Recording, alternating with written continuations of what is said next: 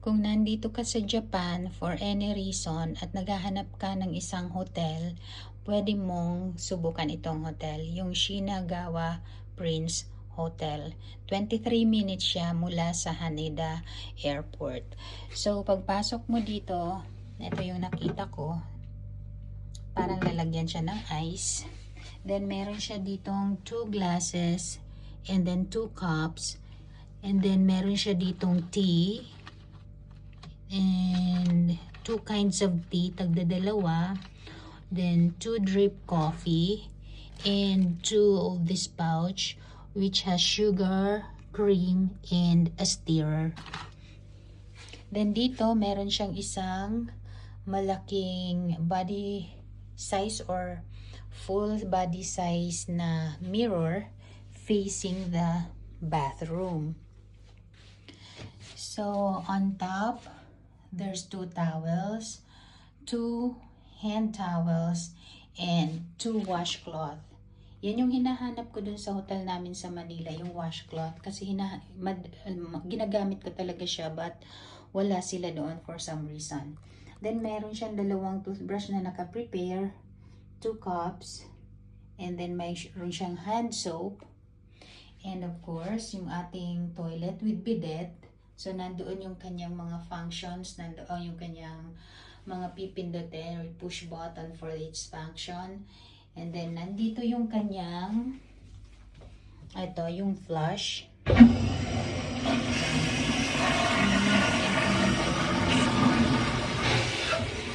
Other uses. And then, we have here the bathtub, the shower. Pwede mo siyang ilagay dun sa taas. And then we have shampoo, conditioner, and body soap. Napakalinis guys. Sobrang linis. Malilinis talaga ang Japanese. And mayroon siyang towel dito. And then just be careful kasi dito, pababa siya. There you go. And then here, meron siyang emergency flashlight inside. It says emergency flashlight. And then meron siya ditong iron board, hangers, yan, and 2 pairs of slippers. Then 2 beds. Ayan. Meron kang electric kettle, and then may supply na 2 complimentary bottle of water, tissue, and then eto siya dito guys, meron siyang ilaw dito ha. Yan. Yan. So, pindutin mo lang.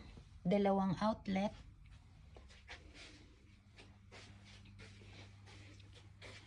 And then mayroon siyang phone. Ayan. And mayroon din ditong safe for your important documents. So, this room is small, but all you need is here. From bathroom to the mini closet. And then yung bed, maganda yung bed, napakalambot. Yan. And this is for 171 point something dollars. So in US dollars, 171.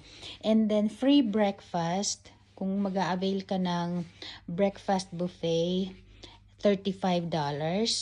So kasama na siya dun sa 171 yung rooms and hotel. So, kung naghahanap kayo, it's a decent hotel. Maganda siya, malaki siya, and mukhang safe talaga. And Japanese taxi drivers, kung hindi dapat mag-alala kasi very respectful sila at saka very accommodating. Talagang tutulungan kanila from your luggages at saka kung ano yung gusto mong itanong. And they're very apologetic kapag nagkakamali sila. Yung matumba lang yung luggage, as in yuko na sila, I'm sorry. So, Guys, if you're one of those na natatakot pumunta dito dahil hindi nila kabisado ang Japan or they don't have any knowledge about Japan, this is my first time here too. At yung first time na yon dahil by accident lang na nangyari because of an medical emergency kaya kami naglanding. So I have no choice but to get out of the hotel. Kasi yung mga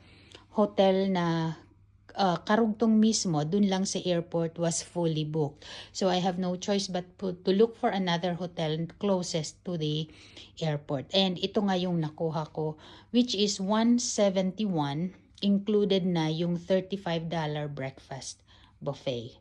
Okay? So, good luck. Pwede nyo itong i-consider. Convenient siya, tapos 2 people can sleep already here. Okay?